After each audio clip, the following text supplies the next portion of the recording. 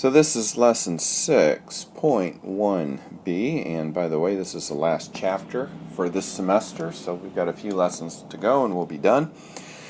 And we've got x minus 5, and that's all over x squared minus 25. Alright, notice this is simplified, so we're just going to leave that alone.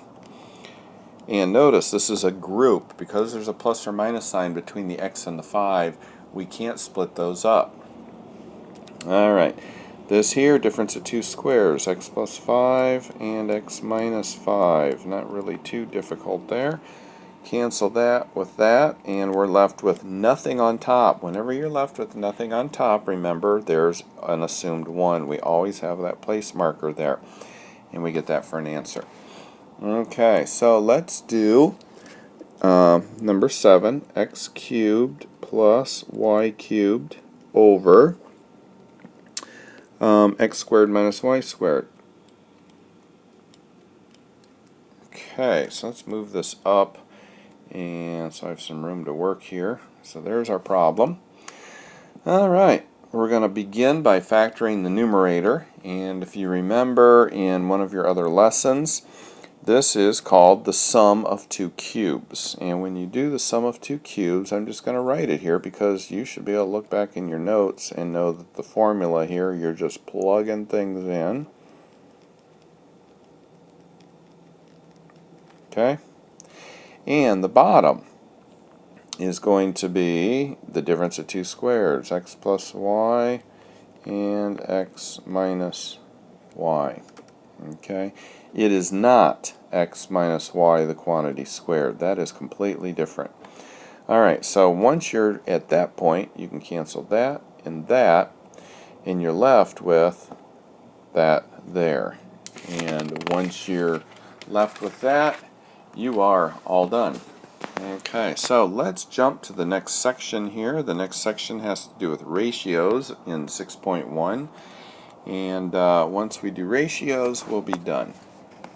Alright, so a ratio is just a letter over a letter, or 3 is to 4, or the fraction 3/4, or 3 over 4. They're all ratios. It's just another way of calling a fraction, as we call it, as a ratio. Alright, so let's look at example 8, and we'll deal with these ratios here. A solution of hydrochloric acid and water contains 49 milliliters of water, so we'll just call it H2O, and 21 milliliters of hydrochloric acid, which is HCl. Those are the different, my C doesn't look like a C. Those are the symbols for different molecules here when you put them together. So this obviously is water, this is hydrochloric acid. Alright, so find the ratio of hydrochloric acid to water. When I say to, that means line. If I say hydrochloric acid first, that means it's written first and it's written on the top. And if I say 21 milliliters to, there's my 2 symbol, 49H2O. So there's my ratio right there. And then all I do is reduce that. 7 goes into 21 3 times, 7 goes into 49 7 times. So that's the answer that they want. Now what if they said, and they do in this particular one, find the ratio of HCl to water, which we just did. Hydrochloric acid to water. Hydrochloric acid is on top, water is on bottom. The next part they say, give me the ratio of hydrochloric acid to the total volume of the solution. Well, what is the total here? Well, if I add those up, 9 plus 1 is 10, carry the 1 is 5, 6, 7. The total is 70. So they're saying the first one they want us to compare hydrochloric acid and water. The second they want us to compare hydrochloric acid with the total amount.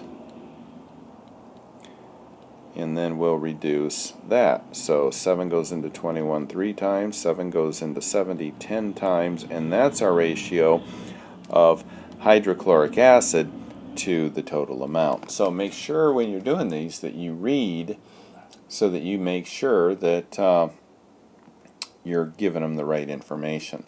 Alright, the last part of this has to do with rate equations, and that's what we'll be doing now. And if you remember, distance equals rate or speed times time.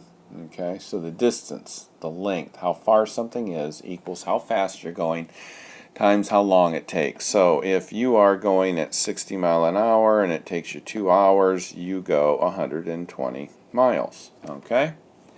And that's what we're doing here. And a couple things about distance equals rate times time is that this can also be written as speed or rate equals distance divided by time, or time equals distance over rate. So if we want to know how fast you're going, and I know you went 120 miles in 2 hours, you went 60 miles per hour. Or if you want to find out how long it took you to get somewhere, the distance, let's say, was 120 miles, and you were going 40 miles an hour, and you divide that, and it takes 3 hours to get there. So 40 mile an hour, 40 miles in the first hour, 40 miles in the second hour, 40 miles in the third hour gives you 120 miles. So anyway, these three formulas can all be changed to look like that. So just something to consider as you're doing these. And let's look at the one example here, and that's all I'm going to look at is just the one example.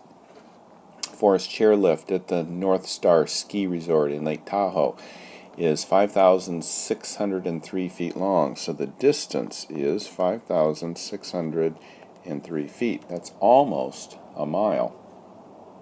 Or in fact, that's over a mile. A mile is 5,280. If a ride on this chairlift takes 11 minutes, so the time is 11. What is the average speed? So given your distance, your rate, and your time, we are given this, and we are given this, and we're looking for how fast you're going. So let's write this in distance equals RT, and we're looking for rate, and if you remember before I erased it, rate equals distance over time. So we're going to put our distance, and we're going to put our time in there, and we're going to divide that out, and it gives us around 509 feet, because that distance they gave us was in feet, and the time they gave us in minutes. So that's going to be 509 feet per minute is how fast you're going on that. And you can figure that out as far as miles per hour, and we'll do that later. So that's it for lesson 6.1.